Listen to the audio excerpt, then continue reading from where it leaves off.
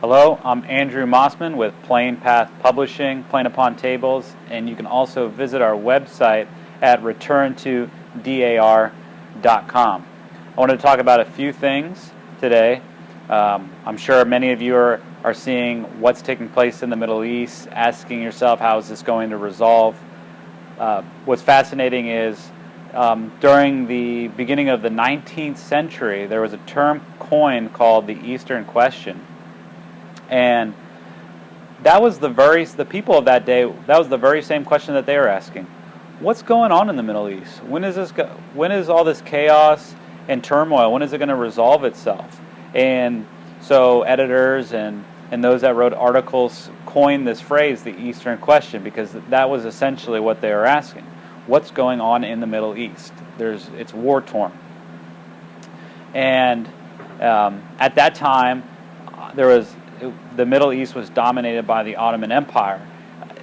Geographically, it was where modern-day Turkey is, but it also went pretty far into Europe too.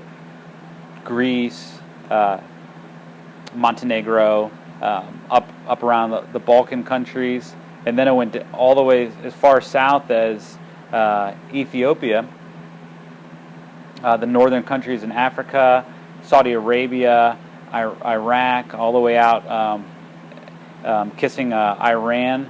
That's where their borders stopped on the east.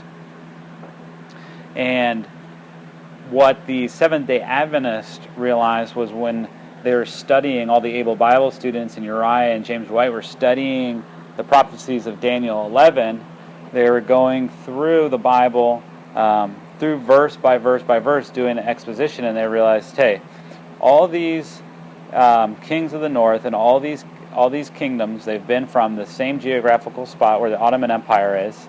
And verse 1140, the last time the king of the north is mentioned, talks about a triangular war. And they found out that in 1798, at the time of the end, when this war is taking place, France, Egypt, and Turkey were all the main players, and the prophecy fit like a glove. Now, today, going down we're on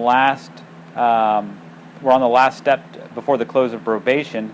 Then they're looking at verse 40, 41, 42, 43, 44, 44 fulfilling the Crimean War. But now that we're on verse 45, the last thing that this power does is that it's going to plant the tabernacles, its movable dwellings, in between of its palace, its seat of government, in between the seas, the Dead Sea and the Mediterranean Sea, in the glorious Holy Mountain, which is the Mount of Olives or Jerusalem.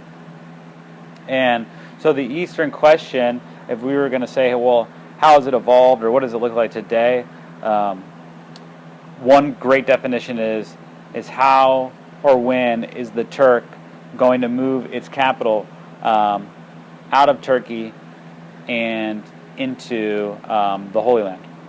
Now, the Eastern Question means different things to different people, but that's one good definition. Another good definition is for France or for England. It might be how is our monetary and economic, how is our global interest being preserved in the Middle East. So now there's these tensions between East and West. The East feels like that the West is not treating them fairly, and they want to break the yoke off of themselves that was put there by these Western imperial Christian powers.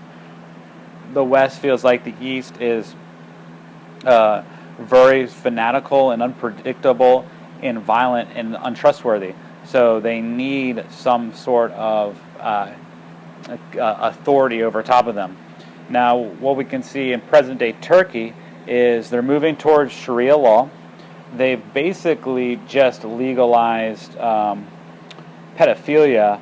If you're, let's say, a 50-year-old man and you have made love to a young 12-year-old woman, it's no longer a statutory rape if you marry that woman. And of course, they'll marry that woman so they legally can't get persecuted, but then they'll get a more compatible older woman because they can take more than one wife. And if you're in the West, you're like, this is not humane. This is grotesque. Somebody has to do something. So you could see why the West feels like, they need to protect those who are innocent in these countries from the oppressive Sharia law. And another interesting factor that I think is playing into this is the money issue. The West has been printing money like crazy. They've been counterfeiting. And what that allows the West to do is to spend money into the economy without having to produce anything for the rest of the world. And you could imagine that would, in this globalized world, that would put a tremendous amount of pressure on the third world. Here's the third world slaving away, providing agricultural products, electronics, and things like that for the West. And all they have to do, they have the privilege of just pushing a button on the computer and then spending and then having purchasing power in the economy. But they didn't really provide any value. So when the Turks, if they're making statements like, we don't really feel like the West cares about us, I think there is a lot of truth to that. The West is being very, very selfish when it comes to global trade. So what Turkey is doing now is they're saying, hold on, we're not sure if becoming an EU member and forming an alliance with the West is what's right for us. Because Turkey, I have to just interject, my own thought is they sit right at a crucial point on the map where they are where West and East meet.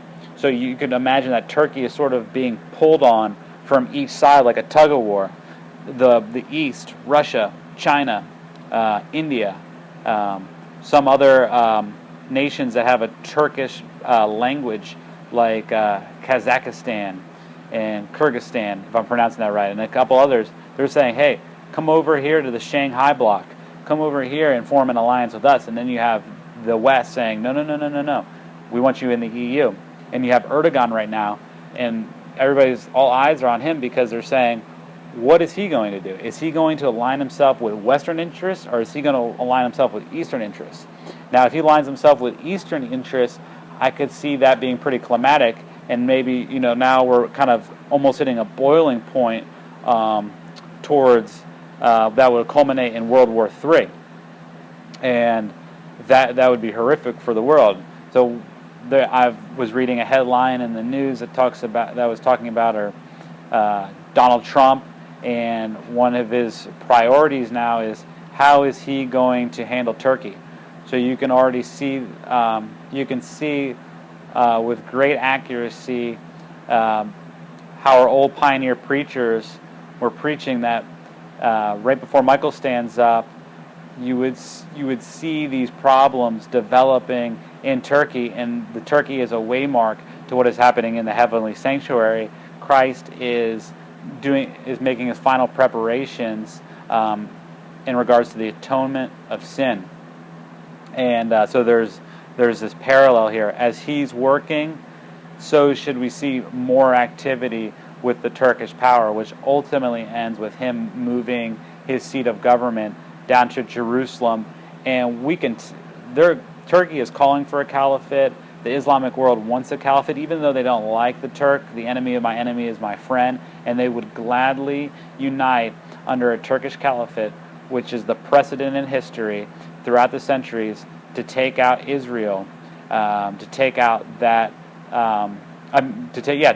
Jews, because the Islamic world doesn't believe that the Jews are entitled to that land. They believe that according to their scriptures, that it gives them the authority and the right to possess it.